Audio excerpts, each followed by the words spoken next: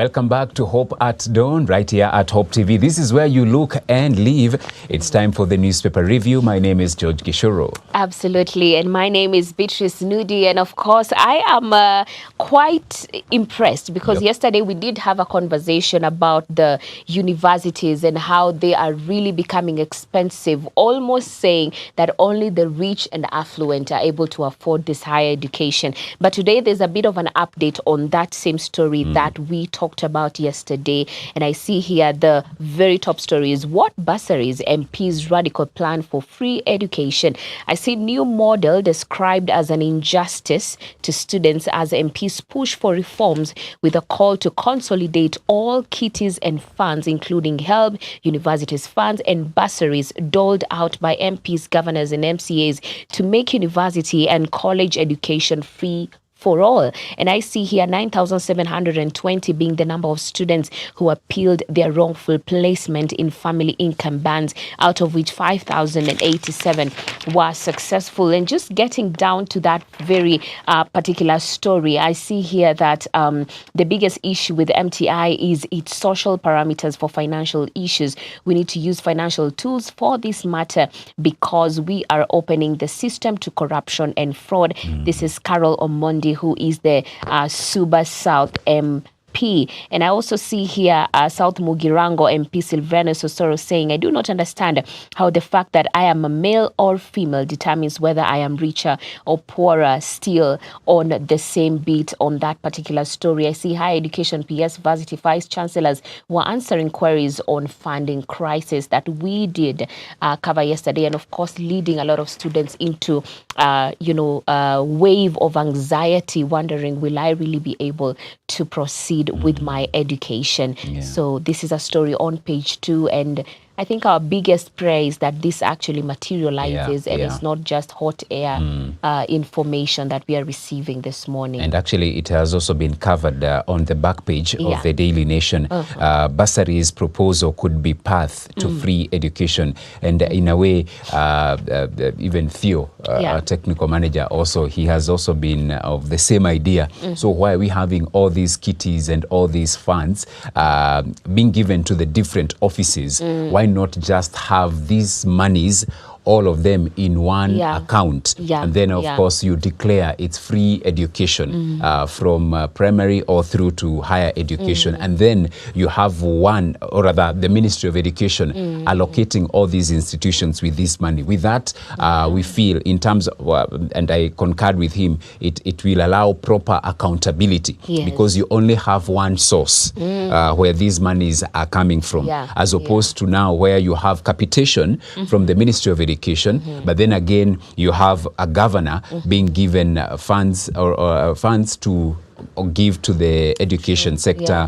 Members of parliament through the CDF kitty, also they allocate some money to the as bursaries to help education, HELB as well, university funding as well. So why not all those monies consolidate them, consolidate and now put them under the Ministry of Education, and now just declare it's free. And when we say free, it's free. It's not that you pay 200 and mwingine analipa sijui, no, free, it's free. So that now parents are aware that the government will take care of your education, and now as such, as parents now, you don't expect your governor to give you any bursary, your women rep not to give you any bursary, member of parliament or even HELB. But that's okay because all these monies now have been given to the Ministry of Education to run all the learning institutions from primary all through to the higher education. And I hope we can have a sober conversation around this, because we are joking, we are playing, we should not play politics or play games with the future of our children through education. And they say education is the key. It's true. It is the key. And there's someone who said, if education is the key, then why are you making it so expensive for people? You know? Yeah. And I think the most frustrating thing, and I think I concur with Rangwe MP Lilian Gogo here saying, sought to know why the ministry is introducing a funding model introduced in 1975 and how they expected it to address modern day problems. Yeah. What we need is free university education. This will ensure we do not overburden students with repaying loans upon graduation. Because imagine these kids are graduating only to land their first job, and it's being cut a very big percentage. Before you even get your first salary, before you get even not forget even the first salary, before you get your first job, you already have a loan that you need to repay to take care of. Yeah, so by the time you're getting your first salary, cuts because of loans. So it's unfortunate, really and let us stop this discrimination. Let us get also our priorities right. It's true. And even with the rate of unemployment that we have in our country, we have so many graduates who the Gen Zs protesting. I mean, a big percentage of them are jobless graduates. So they've not even begun to pay these loans. They just have debt. They're operating on negative, and that adds to the frustration. And we keep piling up these numbers each and every single year because millions of students, I mean, are graduating each and every single year. And this really needs to be addressed, and we will keep following up on the same. And my hope is that indeed we will see the light, and whereby MPs actually get serious, you know, and really stand in the gap so that education will be free for all. And moving on, of course, is Mwangaza, who fights to see the light. You know, she fought to see the light amid flurry of accusations. And I see immediately after the second impeachment was dismissed, I went around Meru County seeking forgiveness from anyone that I may have wronged. I have met with MPs and MCAs except the Meru Senator Kathuri Murungi. Day of judgment, sabotage claims, name dropping and political schemes and machinations lecture prominently in Meru Governor Kawera Mwangaza's third impeachment proceedings in Senate with allegations that all attempts at reconciliation with Senator Kathuri Murungi, alleged to be sponsoring removal attempt, were thwarted. This is a story on page 6. We've been following up on this story as well. And of course, where we are right now. And the developments from last night actually is that the Senate upheld the removal from office of Kawera Mwangaza. And they voted, and she, as of last night now, she's no longer the governor of Meru County. 24 voted for her removal from office, 4 against, and then around, were they 24 who abstained from voting, and subsequently she is no longer now the governor, and that means that the deputy governor will take over for the remainder of the term. Interesting. And I see here a very controversial statement. We were paid to kick Mwangaza out, says former majority leader. Very, very interesting. And I see here a meeting between 59 MCs, all MPs in Meru, and the former Agriculture Cabinet Secretary Mithika Linturi took place in Nanyuki, after which we were each given 20,000 shillings. So this has actually come out so clearly, and I think the heat continues even after now what has happened this very morning. The report that we are receiving that actually she's no longer Kawera Mwangaza of Meru County. So we continue to follow up on the same. But I also see page 7 here, relief for Ruto as court unlocks Finance Act 2023, which before was definitely nullified. I see Supreme Court allows state to collect taxes under the old law. Apex Court says the Court of Appeal orders created uncertainty. And this is a story on page 7. You can look at that in more details. And I see here the government argued that unless the Supreme Court intervened, it would be forced to rely on the Finance Act 2022 for revenue collection. A story on page 7 once again. And still on the top page, new AG Odwar to confront 700 million shillings awards legal cases. I see President Ruto witnesses the swearing in of Dorcas Odwar as Attorney General and directs her to work with other agencies to offer robust legal representation to government. A story on page 10. And I also see still on the top page, MPs defy age rules, clear Kanja as new IG. Douglas Kanja, 60, approved as new police boss. as MPs ignore president's pronouncement reinforcing retirement age. This is a story on page 3.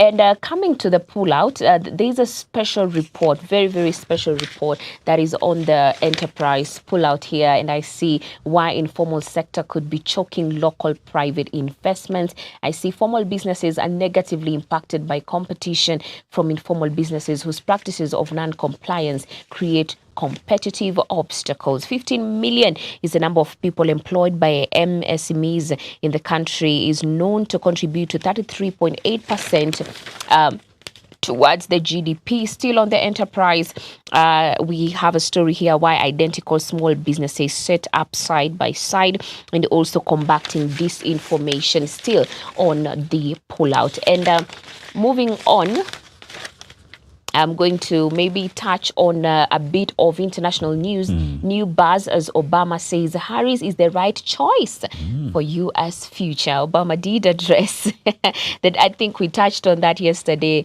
him addressing the Democrats. Former president still hugely popular and influential in the Democratic Party, and says Harris is the right person to lead the country into an ambitious future. This is very, very interesting. I wonder what will happen, because people do love Obama. They do love Obama, and definitely he still has a lot of influence, but we continue to follow up on the same. 2016, I see here, is when the Democratic Party presidential candidate Hillary Clinton lost the election to GOP's Donald Trump. A story you can look at on page 22. And unfortunately in Africa, we have Mpox kills over 570 in DRC, minister says. So definitely the ongoing Mpox outbreak has been declared a continental emergency, according to Roger Kamba, Health Minister of the Democratic Republic of Congo. And this is a very huge number, 570 dead in DRC Congo. We definitely have to be careful, even as we hope to receive proper information, because I think there's a lot of, we are just hearing Mpox, but then we don't really have clear information even about who needs to be vaccinated, who is at more risk. That's what we covered yesterday, but we'll continue to follow up to keep you up to date. And page 32 on the sports page, the countdown is on. Who could be on the move? Sterling's future at Chelsea in doubt, while Sancho and Guehi could be in line for exit. Okay. Page 31, Spurs boss rules missed chances as misfiring Spurs held at Leicester. I see Postecoglou says it was a disappointing night for Tottenham. Vardy scores on return to English Premier League. And lastly, a bit of rugby here. Butula All Saints cruise to semis at school games. And that's it for the Standard. Right. Let's go to the Daily Nation. Yes. A number of stories also covered on the Standard, but let's look at the story here. The headline revealed how rogue police let suspects escape. 8 officers detained pending investigations. Inside job, they ask. Jailbreak. The Nation has pieced together how 13 detainees, including suspected serial killer Collins Jumaisi Halusha, who was said to be charged with murder after he was arrested in connection with the Kware killings, broke out of the police cells. The story you can read on pages 4 and 5 inside the Nation. And police officers help serial killer escape. Collins Jumaisi was said to be charged with murder after he was arrested in connection with the killing and dumping of victims' bodies in Kware area in Nairobi. And acting police boss interdicts and orders the detention of 8 police officers as the Internal Affairs Unit begins investigations into the embarrassing escape. And they say, this is not for me. It's not even embarrassing. This is very fishy, because how can you have 13 suspects, not one, 13 of them escaping a police station? No. Not a chief's camp. Police station. A police station. A fully fledged police station. And you know, and in Gigiri, not just anywhere in a small village.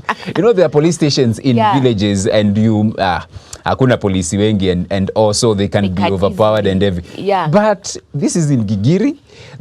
We are talking of 13 suspects, not even one suspect or two. So it's not even embarrassing for me. It's very fishy. And very poorly done. Yes. Hata kama mtu unataka kufanya kitu, hauifanyi hivyo poa, you know, because you know now that adds even more concern to the earlier on conversations of is this really a genuine person? Exactly. Here? So, suspect. Because now the conversation is ama huyo mtu aliambiwa sema hivyo venye unasema, and of course tutacheza kama you know what they are saying now, hii mchezo ya town, this is it.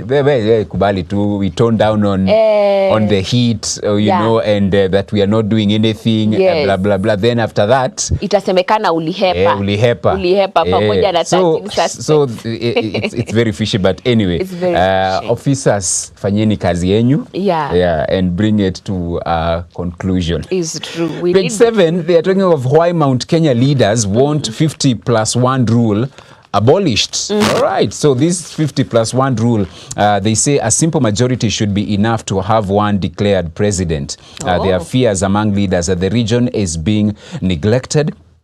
To form a government, the leaders who included lawmakers said the threshold should be 60% of the votes cast.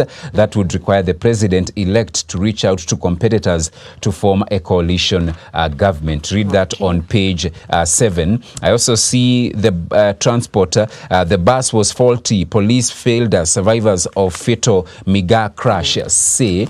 This is on page 12. You can read that. At least 14 people died at the black spot. Passengers feel the accident could have been avoided. It's on page 12. You can read that as well. Looking at some of the pull-out stories this morning, the pull-out, we have two, DN2 motoring, car that has it all. Well, almost like the Ferrari. If you have to ask the price, you cannot afford it. It's page 2. You can read that. And then the DN2 parenting pull-out. Are we raising our children right? That is the question they are asking. Three moms of different generations share how parenting has changed over time and the importance of holding fast to the values and traditions that have proved to be beneficial in raising our children. Read that as well in the pull-out. The county news, plans to fill vacant Uasin Gishu DG position take shape. Immediate former Deputy Governor Barorot handed in his resignation on Monday after serving for 2 years as the Deputy Governor of Uasin Gishu County. Visitors screened to curb spread of Mpox. The government has intensified surveillance against Mpox at the Kenya-Uganda border to curb cross-border transmission of the disease that has been declared a public health concern by the World Health Organization. On the business section, KRA stopped from taxing plastic packaging bottles. Tribunal rules that levies paid on the tubes used to make them should be refunded. Kenafric Industries wins it for other sector players. KQ posts first profit in over a decade. Read that as well in the business section. On the sports pages, Coach Ngisirei aims high with Kenyan juniors ahead of games. Team of 19 has been camping at Kasarani for the past 1 week as athletes target more medals this year. Siblings take tale of love and selflessness to streets of Paris. 2024 Paralympic Games. Kenyan women yet to win gold medals in athletics track events since 1972 Games. And Butula boys wary of tough Makerere test in rugby. Captain Wafula warns against complacency against Uganda opponents in semi-final clash. You can read that on the sports pages. And then on the Business Daily, the headline, banks step up the battle for rich churches' billions. Equity, KCB moved to hire bishops, priests as managers. Lenders bet on tithes, offerings, investments to grow their deposits. I also see strong shilling lifts multinationals' dividend income from NSC, and refunds for Kenya's troops in Somalia fall 99% on scale down. And Uber raises charges on drivers' pressure, ride-hailing firm Uber has raised its ride charges, including the minimum fare, ceding to pressure from its drivers. And pension schemes squeeze returns from rising interest rates. Local pension schemes have squeezed higher returns from the broad rise in domestic interest rates in the 12 months on June. So you can read that on the Business Daily, and that is what's being reported in the dailies this morning. So you can grab your favorite copy, get to read what's being reported, what's happening in the nation from the county level or through to the national level. Let's continue to pray for our nation as well, for the prosperity and the well-being of the plus 254. Yes, and right about now, it's time for us to pave way for the video of the day. So let's have a look and then we'll talk about it.